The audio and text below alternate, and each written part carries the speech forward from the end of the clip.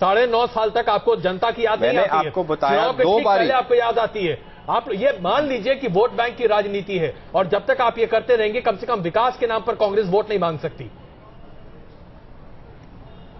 देखिए, विकास के नाम पर अगर आप चाहे वो एक्सपोर्ट उठा लीजिए, चाहे वो इंफ्रास्ट्रक्चर डेवलपमेंट उठा लीजिए, आप एजुकेशन उठा लीजिए, कौन सा ऐसा क्षेत्र है जहां हमने काम नहीं किया हो? देना, तेलंगाना का निर्माण करना, सीमांध्र को विशेष राज्य का दर्जा देना, फिर ये जाटों को आरक्षण देना, क्या ये सारे फैसलों की टाइमिंग आपको चुनाव से प्रेरित नहीं लगती है? कॉमन सेंस के हिसाब से हम सोच कर देखते हैं एक बार। 9.5 साल क्या किया? फिर जनता तो ये पूछेगी, भाई जैन तो पहले भी अल्पसंख्यक थे, जाट तो पहले भी पिछड़े हुए थे, आपकी हर बात 60 साल से चल रही है। जैसे हमारे आईएनबी मिनिस्टर श्री मनीष तिवारी जी ने कहा, आप हर चीज को एक वोट या इलेक्शन की नजरिए से नहीं देख सकते, बल्कि मैं इसको दूसरी तरह देखता हूं। तेलंगाना का मुद्दा 1953 से पेंडिंग है। जाट रिजर्वेशन केलकर कमीशन ने 1955 में ओबीसी की बात की थी। ये यूपीए की पॉलिटिकल विल है जो इन कामों को पूरा कर रही है। जयदीप जी, आप इस सवाल का जवाब खुद ही दे रहे हैं। ये मामले आज से नहीं, सालों से लंबित हैं, लेकिन आपकी सरकार ने 9.5 साल तक इस पे कुछ नहीं किया। जब चुनाव आए तो करते दिखाई दे रहे हैं। जाहिर सी बात है, ऐसा आप मैंने नजरिए से मैंने आपको 2 तारीखें बताई हैं। नजरिया इसका एक ही दिखेगा हर किसी को। अगर आप आज विपक्ष में बैठे होते जयदीप जी, और अगर एनडीए की सरकार ये फैसले ले रही होती, तो मैं जानना चाहता हूं आपसे, और मैं आपके सामने चुनौती रखता हूं, क्या आप किसी और नजरिए से इसे देखते? मैंने आपको 2 तरीके बताई, मैं बता देता हूं किस नजरिए से देखा। 1997 में इनकी रिजेक्शन हुई, 2011 में भी रिजेक्शन हुई। नहीं, आप सर्कमस्टांसेस बदले तब ये फैसला, ऐसा नहीं इन 10 साल में कुछ कार्य किया नहीं जा रहा था। क्या कौन से सर्कमस्टांसेस? मैंने आपके सामने एक चुनौती रखी जयदीप जी। चुनौती ये है कि अगर यही सरकार, अगर आपकी जगह एनडीए की सरकार होती और चुनाव से ठीक पहले यह फैसला लिया गया होता, मैं पूछता हूं आपसे, विपक्ष के तौर पर आपका जवाब क्या होता? मेरा जवाब ये होता कि अगर इन्होंने बिना कोई एक्सरसाइज किए, बिना कोई रिसर्च किए, जो हम कह रहे हैं, बिना किसी रैशनल के डिसीजन ले लिया होता, हम उसका विपक्ष करते। पर अगर इन्होंने अपनी एक्सरसाइज कानून के आधार से की होती, डेटा भी कलेक्ट किया होता। जयदीप जी, आप क्या रैशनल सुनते? मैं एक्चुअली आपसे कह रहा हूं, बहुत ईमानदारी से अपने दिल पर हाथ रखकर कह दीजिए। आप युवा नेता हैं, इसलिए मैं आपसे पूछ रहा हूं। उम्मीद करता हूं कि आप कम से कम मजे हुए खिलाड़ी नेताओं की तरह नहीं बात करेंगे। बीजेपी से मैंने एक युवा होने के नाते एक ही बात सीखी है कि कंस्ट्रक्टिव ऑपोजिशन होना कितना जरूरी है। अगर मैं युवा के नाते देखता कि बीजेपी ने जेन्युइन एफर्ट किया है, तो वो जरूर मैं जरूर सपोर्ट करता। आप सपोर्ट करते इस आरक्षण का?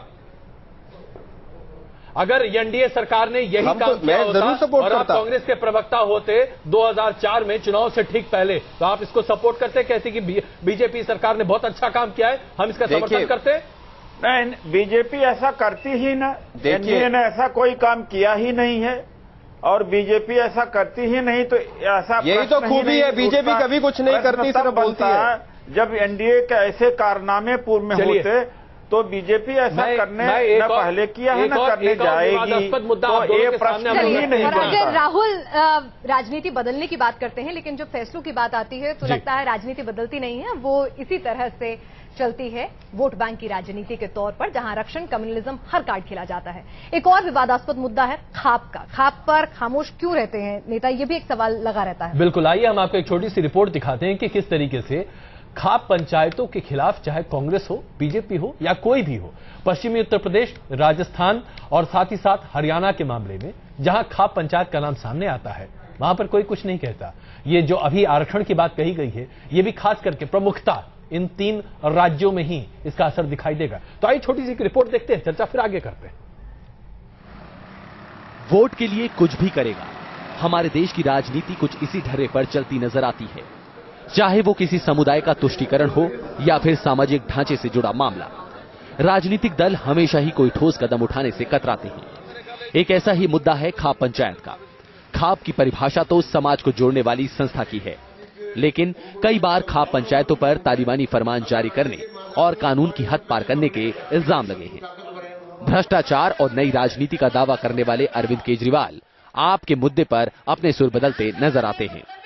खाप panchayat is, I think, a group of people who come together हम ये नहीं कह रहे कि खाप गलत है, लेकिन अगर खाप के विरोध में कोई आवाज उठती है तो सियासी दलों की खामोशी अपने आप में सवाल खड़ा करती है। Team news nation. तो आपने देखा किस तरीके से खाप पंचायत के मुद्दे पर भी तमाम पार्टियां कन्नी काटती हुई दिखाई देती है। जयदीप जी, मैं चलते चलते चूंकि जाट आरक्षण की बात हो रही थी तो एक छोटी सी टिप्पणी आपके इस पर भी ले लूं। खाप पंचायतों के बारे में आप लोग की क्या राय है? बहुत अच्छी जगह है, बहुत अच्छी चीज है, सोशल ऑर्गेनाइजेशन है, कल्चरल ऑर्गेनाइजेशन है, जैसा अरविंद केजरीवाल कहते हैं, या आपको लगता है कि नहीं, उनमें सुधार की जरूरत है? देखिए, जब भी कोई ऑर्गेनाइजेशन, चाहे वो खाप पंचायत हो या कोई है, अगर उसकी नीयत में कुछ खराबी है तो उसकी बिल्कुल निंदा होनी चाहिए। खाप पंचायत एक अच्छी इंटेंशन से ऑर्गेनाइजेशन बनी थी, सोशल कल्चरल। कल को उनके कुछ ऐसे फैसले या ऐसे अगर वो गलत है तो हम उसकी निंदा करते हैं, पर खाप पंचायत जब बनाई गई थी वो एक अलग ही मकसद से बनी थी। और आज भी कई ऐसी खाप पंचायत 21वीं सदी के नौजवान हैं और आपसे मैं यह पूछ रहा हूं कि क्या खाप पंचायतों के फैसलों पर आपको यकीन है और आपको लगता है कि उसे बढ़ावा देना चाहिए? मैं खाप पंचायत के जनरल नहीं, पर कई फैसले ऐसे हैं जिनसे मैं सहमत नहीं हूं, और कुछ कई ऐसे फैसले हैं जिनसे मैं सहमत भी हूं। तभी मैंने कहा नियत और फैसले पे डिपेंड करता है कि खाप पंचायत की क्या क्रेडिबिलिटी है। चलिए, तो यानी कि जब जरूरत हो तो उसके हिसाब से आप अपने फैसले को बदल भी सकते हैं। उदित राज जी, खाप पंचायतों की अहमियत खास करके इन 3 राज्यों में बहुत जबरदस्त है। आपको लगता है कि आपकी पार्टी खाप पंचायतों के साथ खड़ी दिखाई देगी या खाप पंचायतों के विरोध में? देखिए, हर संस्था के 2 पहलू होते हैं या उनके कुछ साइड इफेक्ट भी होते हैं। जैसे लड़के लड़कियों को पेड़ से बांध देना, लटका देना जी, मार देना जी, ये ऐसे जो एक्ट हैं खाप पंचायत के, इससे कोई सहमत नहीं हो सकता है।